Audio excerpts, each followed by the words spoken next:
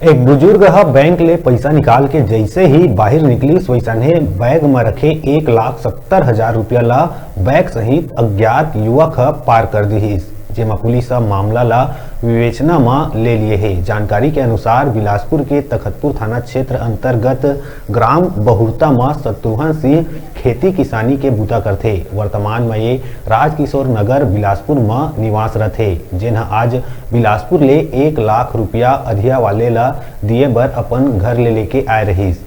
औहे बाकी रुपया ला बैंक ले निकालिस। बुजुर्ग बैंक ले बाहर आए के बाद मक्कड़ कॉम्प्लेक्स तीर अपन दुपहिया वाहन के पैरदान में 1,70,000 रुपया ले भरे बैग ला रख के पीठ में लगे गंदगी ला साफ करत रहीस। वहीं पास में खड़े युवक चुपके से बैग ला उठा के भाग निकलिस। पूरा मामला वासुदेव स्टोर्स टेकचंद कारड़ा के यहाँ लगे सीसीटीवी कैमरा में कैद हो गई। फिलहाल पुलिस चोर के तलाशी में लग गए है।